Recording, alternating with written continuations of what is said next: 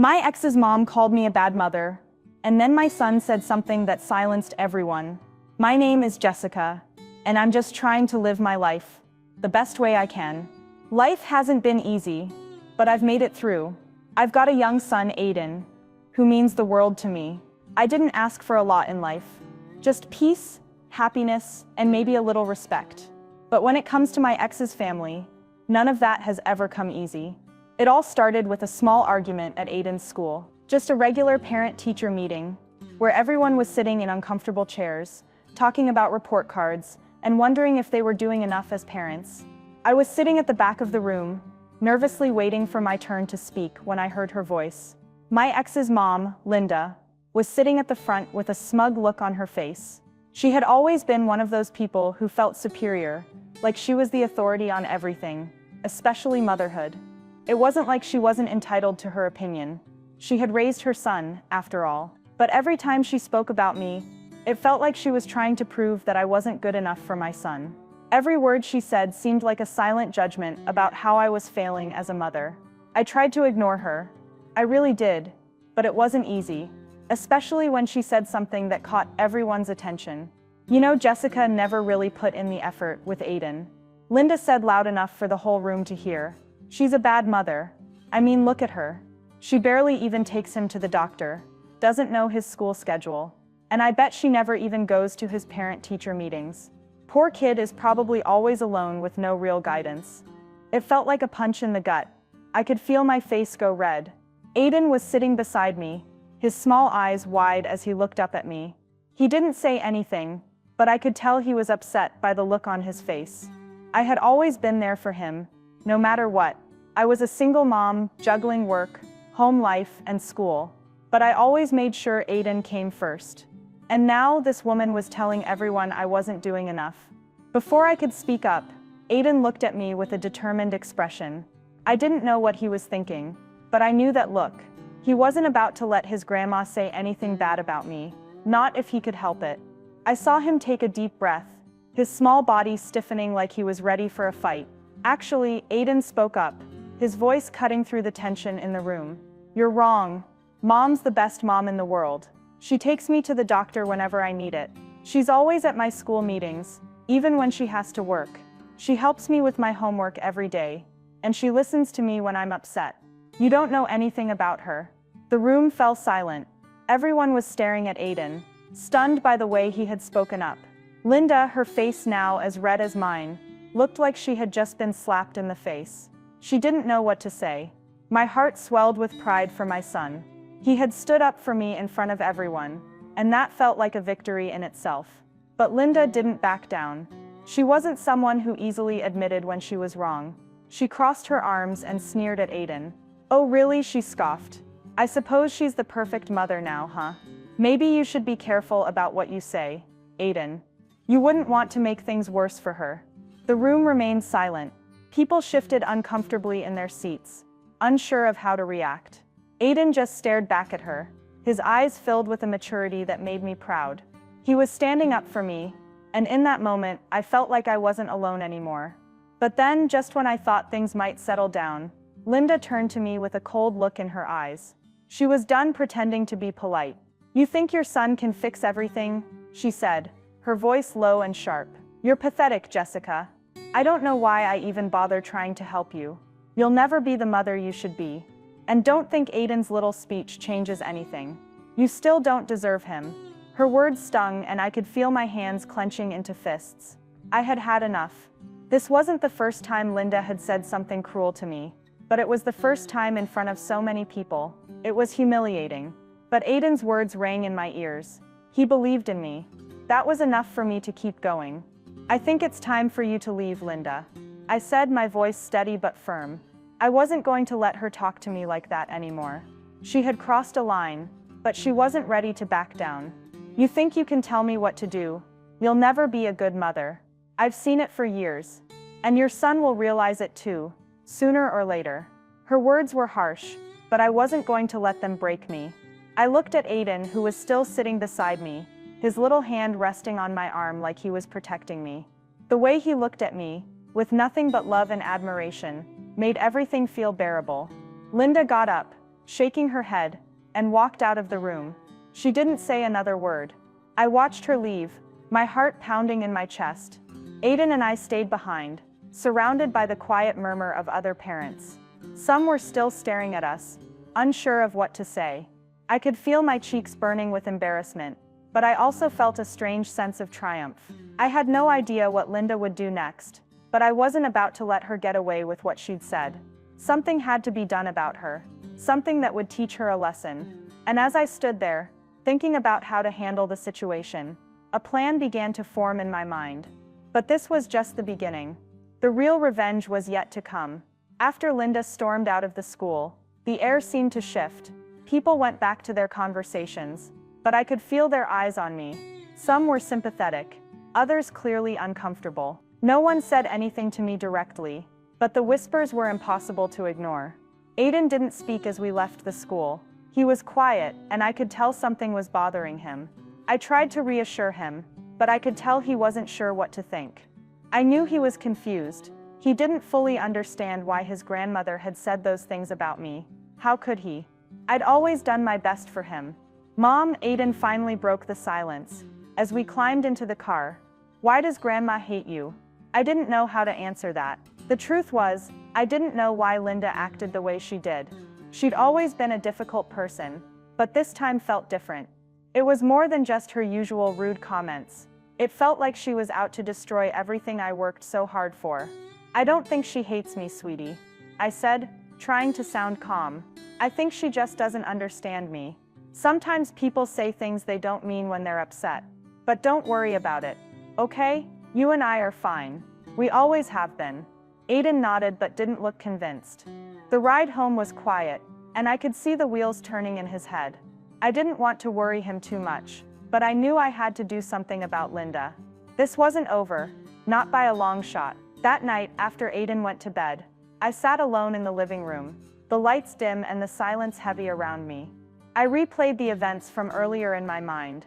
Linda's cruel words, the way she tried to humiliate me in front of everyone. It all seemed so unfair.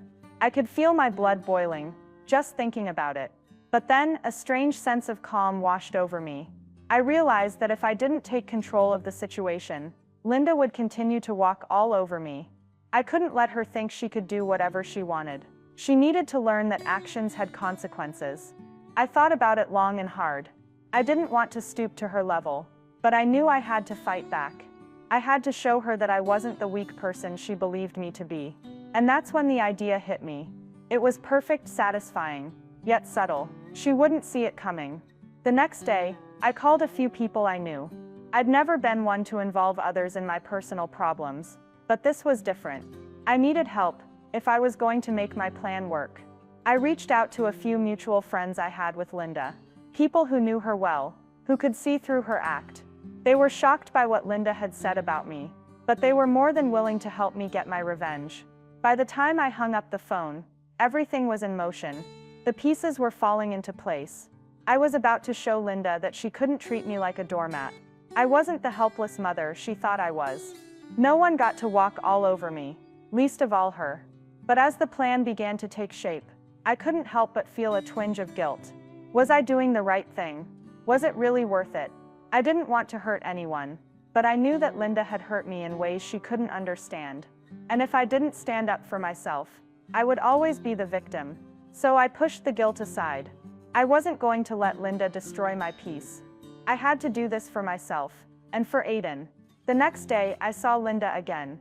It was an unexpected meeting, one I hadn't planned for, but it was the perfect opportunity. I had just finished picking Aiden up from school, when I saw her walking across the parking lot, heading toward the local grocery store. She didn't see me at first, but when she did, she froze for a moment, like she was trying to decide whether or not to confront me. But I didn't wait for her to make the first move. I walked right up to her, making sure to keep my posture strong, and my head held high. "Linda," I said, my voice steady, "we need to talk." She glanced around nervously, clearly trying to figure out what I was doing there. "What do you want, Jessica?" she asked, her tone cold. "I think you owe me an apology," I said, keeping my voice calm, but firm. "You humiliated me in front of everyone yesterday. You called me a bad mother, and you made my son feel awful. I don't deserve that." Linda's eyes flickered with a mix of irritation and guilt, but she didn't back down. "You should be grateful I even talked to you," she snapped. "You've never been good enough for my son, and now you're trying to ruin Aiden's life." I could feel my blood boil again, but I kept my composure. I wasn't going to let her provoke me into a fight. Instead, I said something that caught her off guard. "You know, Linda, it's really sad. I thought you cared about Aiden, but all you've ever done is tear him down. You've made him think he's not good enough, not loved enough. And that breaks my heart, because I've seen the way he looks up to you. You've always been his grandmother, but now, I'm not so sure." I could see the color drain from her face.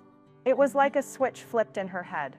She had always tried to make me the villain in our story, but now, for the first time, she was starting to realize that maybe, just maybe, she had been wrong about me all along. But I wasn't done yet.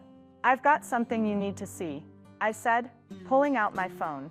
I pressed a few buttons and handed it to her. The video I had prepared played on the screen.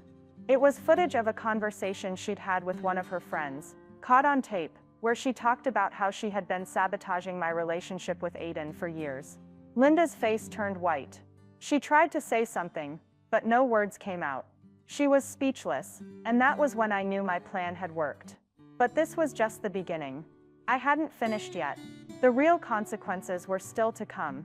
The look on Linda's face, when she saw the video, was priceless. Her mouth opened and closed, but no words came out. It was as though she couldn't believe what she was seeing. The realization hit her like a ton of bricks, and for a brief moment, I saw genuine fear in her eyes. I let her absorb it for a few moments before I spoke again. "You've been trying to tear me down, Linda. Trying to make me out to be a bad mother, when in reality you've been the one hurting Aiden. And now you've got the proof to back it up. You can't pretend anymore." She looked at the phone, then back at me, but she didn't say anything. Her expression was one of disbelief, mixed with a bit of panic. I knew she wasn't used to being confronted like this. For years she'd gotten away with treating me however she wanted, always hiding behind the fact that she was Aiden's grandmother. But that was over. She couldn't control the narrative anymore. "I don't know what you think you're doing, Jessica," she finally said, her voice trembling slightly. "But this won't change anything. You'll never keep me from my grandson." I shook my head. "I'm not trying to keep you from him, Linda. But you need to understand that your actions have consequences. If you keep undermining me, if you keep treating Aiden like he's a burden to you, I'll make sure everyone knows the truth. I'll make sure they know exactly who you are." Linda's face twisted with rage, but she couldn't argue with the facts. She had no defense. The video was undeniable. She took a deep breath, and for a moment I thought she might lash out. But instead, she seemed to deflate, her anger draining away as quickly as it had come. "You think this is going to change anything?" she muttered, her voice barely above a whisper. "You're just like the rest of them. You think you're better than me, but you're not. You'll never be." I could see that she was trying to regain some of her control, but it was too late. The damage had been done. I had exposed her for what she really was. No matter how she tried to twist it, she couldn't take back the things she had said or done. And the people who mattered, the ones who could see through her act, would never look at her the same way again. I turned to walk away, leaving her standing there in the parking lot, alone with the weight of her own actions. But just as I reached the car, I heard her voice again. "You won't get away with this, Jessica. I'll make sure of it." I paused for a moment, then glanced back over my shoulder. "Maybe you will, Linda. But I'm not afraid of you anymore. And I won't let you hurt Aiden." With that, I got into the car and drove away, my heart racing but my mind clearer than it had been in a long time. I had taken the first step in taking control of my life. And I wasn't going to stop until Linda understood that she couldn't push me around anymore. That evening, after Aiden went to bed, I sat down at the kitchen table, my thoughts racing. What had I just done? Had I crossed a line? But deep down, I knew it was the right thing. I had been a doormat for far too long, allowing Linda to treat me like I was less than.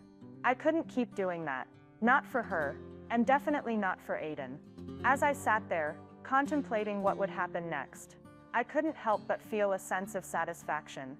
Linda may have thought she could control me, but now I had the upper hand. I had exposed her, and I had the power to keep going. But that wasn't my goal. My goal was to protect Aiden, to make sure he never felt the way I had felt when I was around her. I wasn't just standing up for myself anymore. I was standing up for my son, and that made all the difference. The next day, I woke up with a new sense of purpose.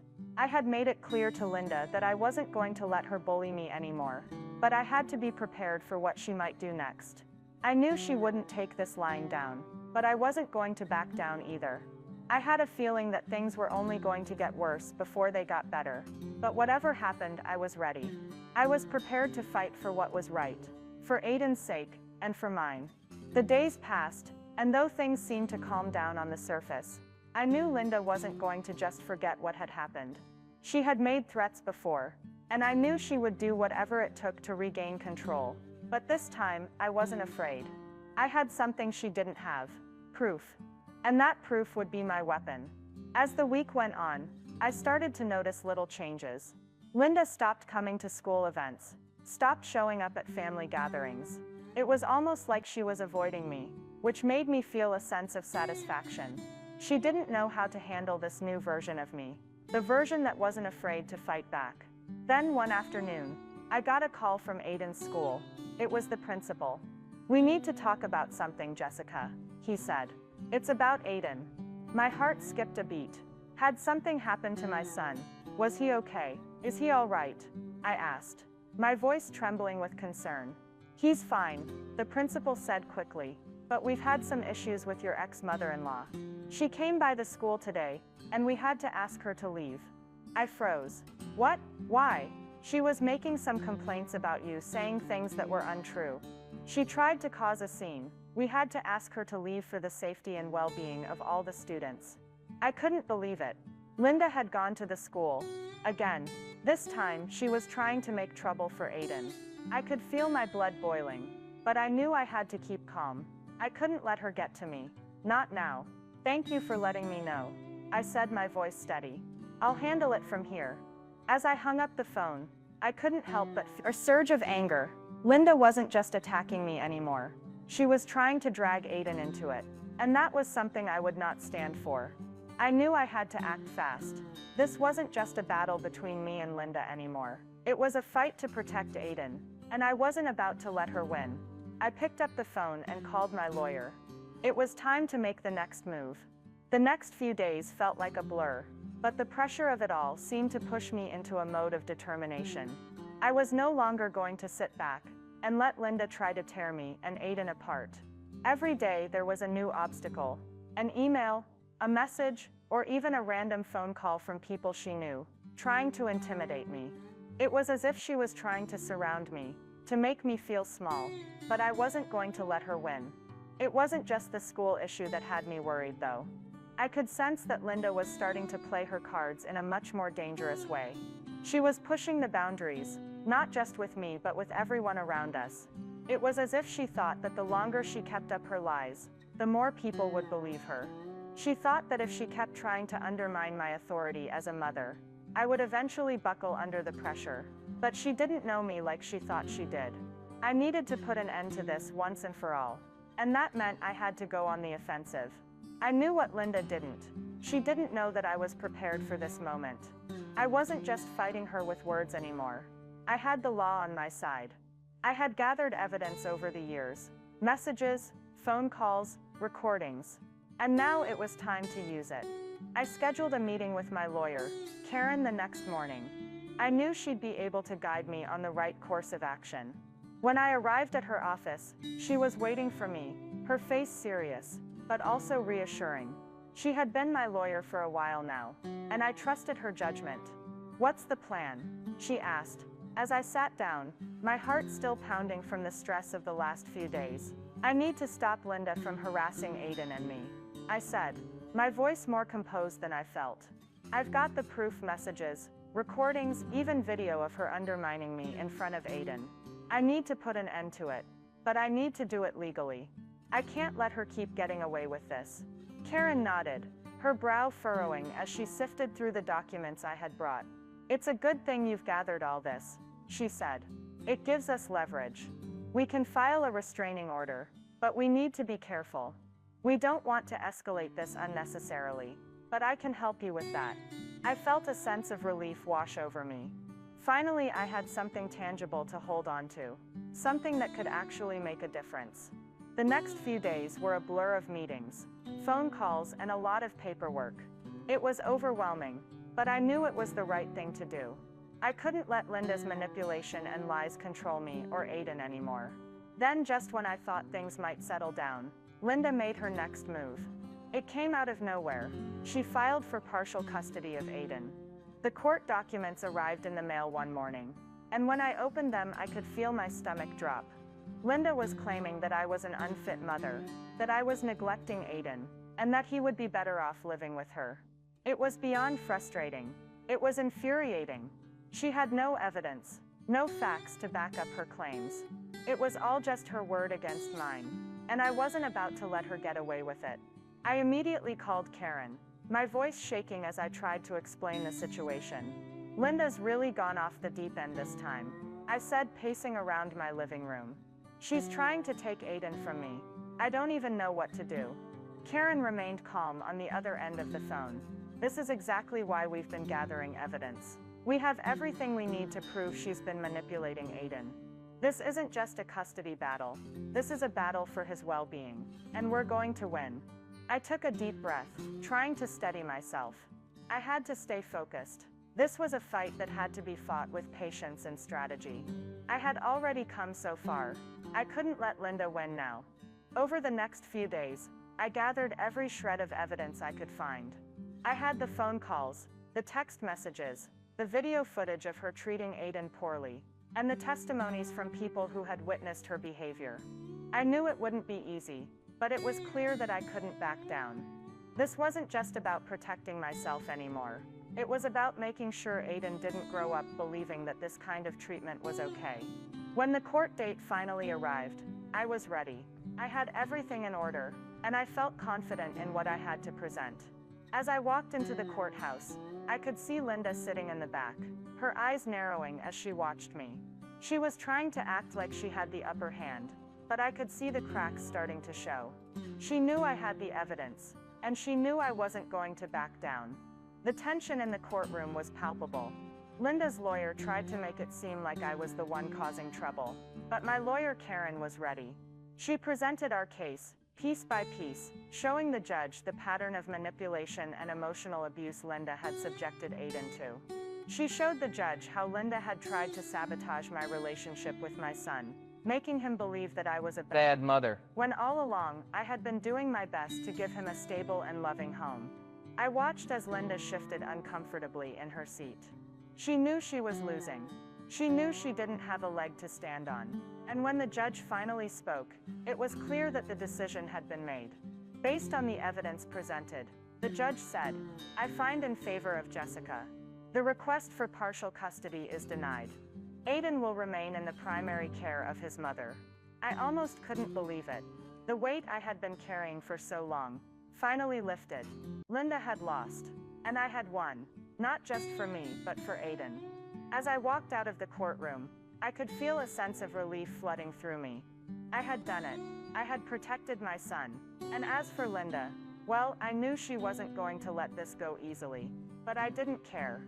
I had the upper hand now, and I wasn't going to let her hurt Aiden ever again. But I couldn't help but wonder, would Linda ever give up? Would she try again? Only time would tell. But whatever happened, I knew one thing for sure. Aiden and I would face it together, stronger than ever. The days following the court ruling were strangely quiet. I felt a sense of calm I hadn't experienced in a long time, but there was also an unsettling tension that lingered in the back of my mind.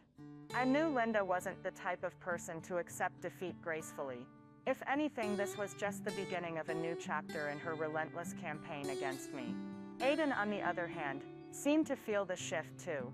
He was happier, more confident, and even more loving toward me than usual. It was like a weight had been lifted off his shoulders as well. And for the first time in weeks, I saw him truly smile again. It made everything worth it, but I couldn't let my guard down. Linda had a way of getting under my skin, of manipulating the situation to make it seem like I was the bad. I knew she'd be plotting her next move. She always was. One evening, as I was tucking Aiden into bed, he looked up at me with his wide, curious eyes. "Mom, when is Grandma coming to see me again?" The question hit me harder than I expected. It was like a knife to the heart. Aiden still wanted to see his grandmother, even after everything that had happened. I could tell he missed her, but I couldn't help but wonder if he was still conflicted, torn between the love he had for her and the way she had treated him. I smiled softly, brushing a stray lock of hair from his face. "We'll see, sweetheart. I don't know when Grandma will be able to visit, but we'll make sure we have a good time. Okay?" He nodded slowly, though I could see the sadness in his eyes. "Okay, Mom." I kissed his forehead, trying to push my own emotions aside. I wasn't about to let Linda's twisted version of things ruin the bond I shared with my son.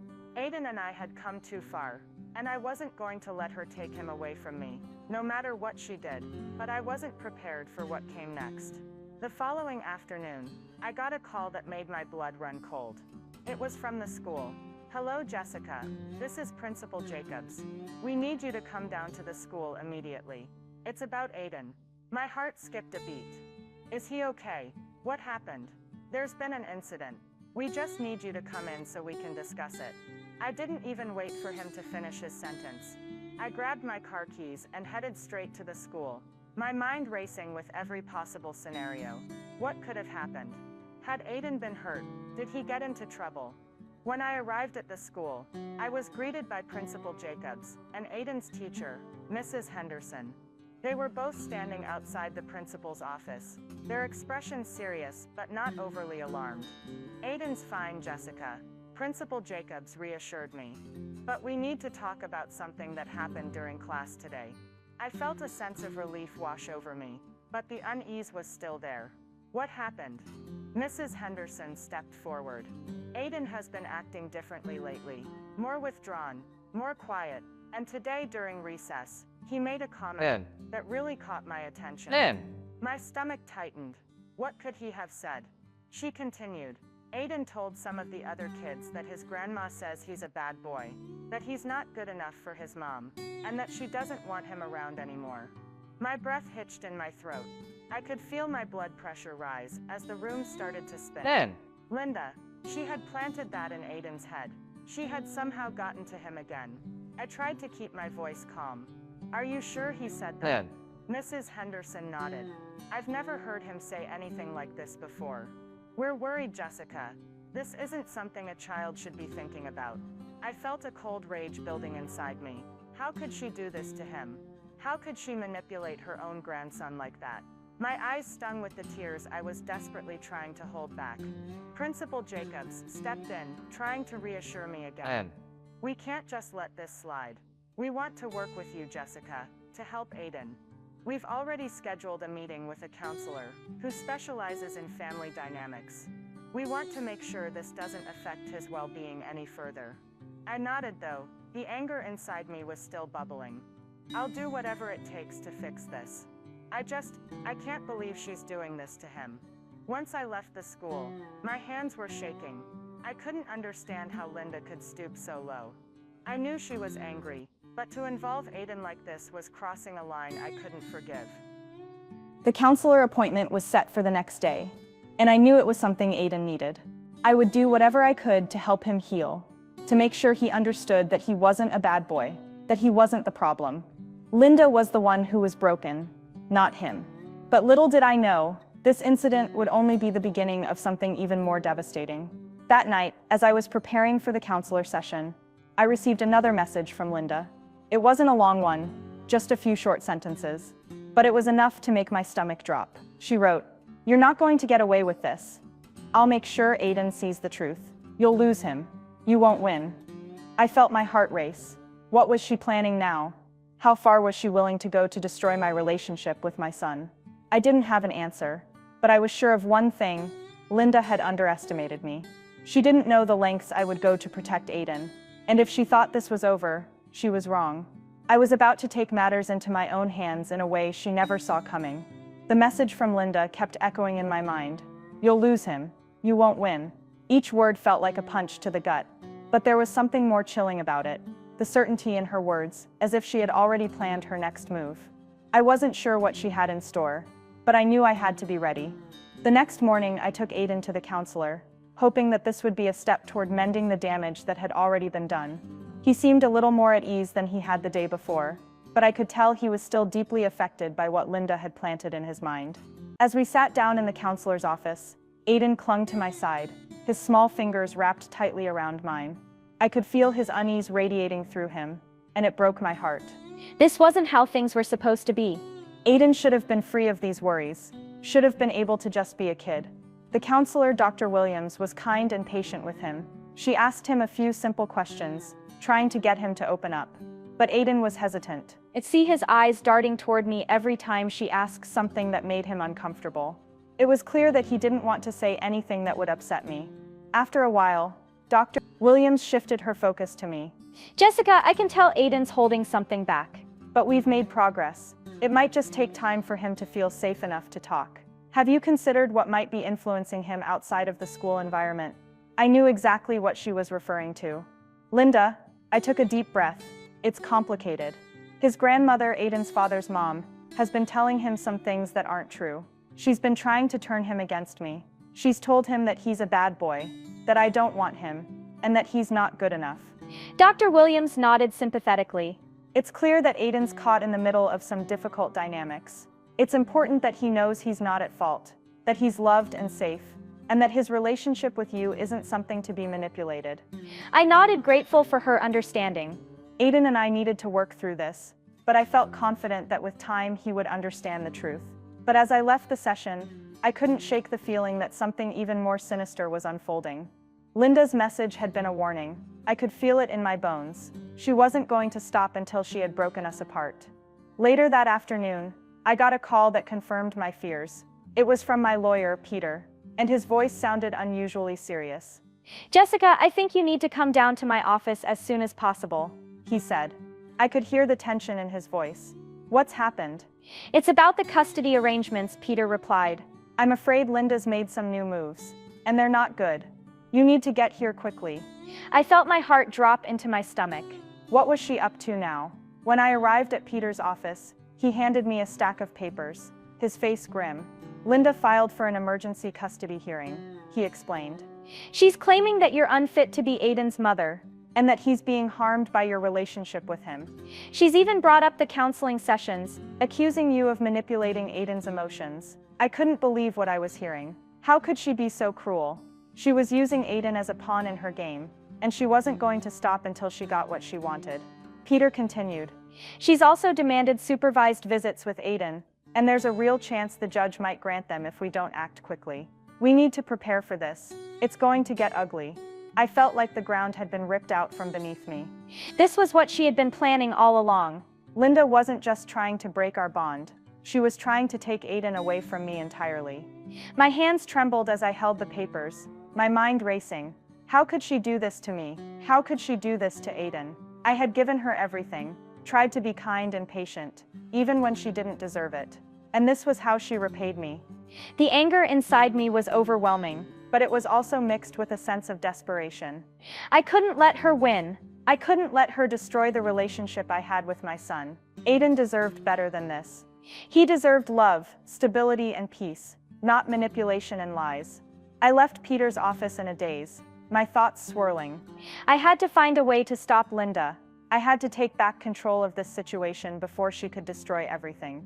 That night, as I sat at my kitchen table, staring at the custody papers, I received another message from Linda. It was short and sweet, but it chilled me to the core. You're not going to get away with this. I'm going to take him from you. I'll make sure of it. I felt the rage build inside me again, but this time it was different. I wasn't going to let her destroy me. I wasn't going to let her win. I had one card left to play, and I was going to make sure it hit her harder than she ever expected. This wasn't just about Aiden's well-being anymore. This was about my life, my future, and my son's happiness. Linda had pushed me too far, and now it was my turn to fight back. The weeks following Linda's relentless pursuit were some of the hardest of my life. Every day felt like a battle. I wasn't sure I could win. But as the emergency custody hearing loomed, I realized something crucial.